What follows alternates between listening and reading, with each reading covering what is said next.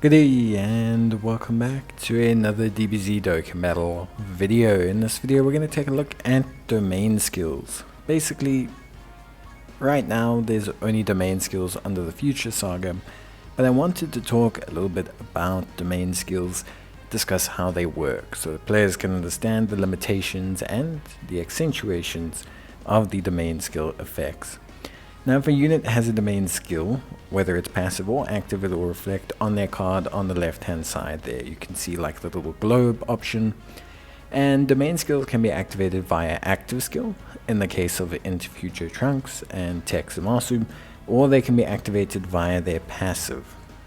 Now, the activation of the domain skill is separate from the domain skill's effect. So if, for example, with like Tech Zamasu, it activates his domain skill and also makes him omnipotent and also gives extreme class units ki, those two factors attached to his active skill are actually separate from his domain skill effect. So you can have two effects occurring concurrently. Now, when it comes to domain skills, essentially how it works is domain skills function the exact same way as items. So if you were to activate an item, and you were to then use that item, maybe it's a 3-turn 50% attack buff, domain skills fall in that exact area of buff.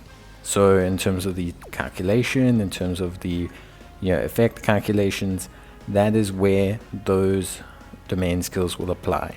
So they activate in the same line, in the same instance as items. This also means that they are paused or alternatively not applied during giant forms or rage modes due to the fact that they cannot be applied during that activation period. So if you have a unit that's in giant form, you will see the domain effect will not be active, it will not take place, it does not affect the giant form. And the same with rage mode, but it is paused. So if it's a 5-turn domain effect, it will be paused, it won't consume one of its charges. And that's as much as you need to know. Just discussing a little bit, obviously, Zamasu's one. So Zamasu's one augments damage. Now, the damage amplification is obviously something new as well, kind of on top of the domain effect, but damage amplification basically means it occurs at the end of the calculation. So if, for example, we calculated the unit would have taken 3 million damage after all of the attack and defense calcs, they'll now take 4, which is pretty big. It actually amplifies things like, for example, crits and attack effective against all type units quite a lot, because when those units crit, they tend to do a lot more damage, and then those get amplified quite a bit. So big volume damage dealers get amplified very big with these, but at the same time, super attack effects can also cause you a little bit more damage depending on the orientation of your team. Now you can tell when a domain effect is active because you'll see the globe in the right hand corner. So you can see there in the right hand corner there is the globe. It appears under the type advantage kind of scene, and you can click it for an update on your domain effect. Now we're going to activate a giant form, and you're going to see that that domain effect disappears. So it's now no longer active, it's not having an effect on the turn, and we can see that by comparing the giant form damage of Piccolo with the giant form damage of Piccolo without a domain effect active. This applies to all domain effects, so anything, whether it's attack, defense, damage reduction, damage augmentation, all of these effects will not occur during a giant form and just will not occur in general. It's paused, it's like an item. So imagine domain effects are like a Whis.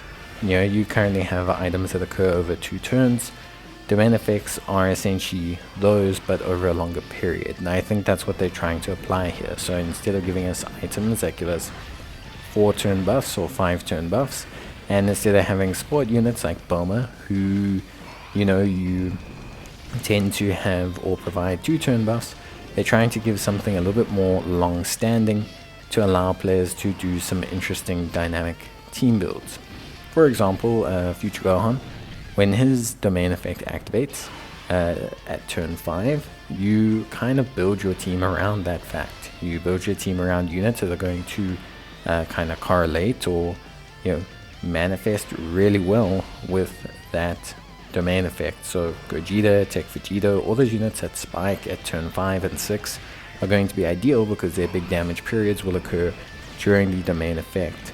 Alternatively, with units like Zamasu, you can hold on to their domain effect and activate them when you require them. So you can use them to augment crucial parts of your team strategy and give yourself more control. Now, I have a feeling that if a unit does an active skill, like an active skill for damage, it will have a passive domain effect, because it just makes sense to kind of remove the ability to control the activation of the domain effect and instead providing them with an avenue for damage. That's not entirely the case, and it could change, but I have a feeling that that will occur. But yeah, domain effects are pretty interesting. The easiest way to talk about them and how they function, their limitations, is treat them like items. If you were going to use an item and a Whis would last for 2 turns and you use the giant form or a rage mode, then of course you know that you've lost a charge. Same way, you haven't lost a charge. Same way as to how a domain effect works. So that's that. That should pretty much cover everything you need to know. If you do need to know anything more, you can let me know in the comments down below, and I'll gladly assist you. But basically, that should cover it. But I'll see you guys in the next one. So until then, as always, thank you guys for watching, and take care, stay safe, and hopefully I'll see you guys in the next one. So until then, bye.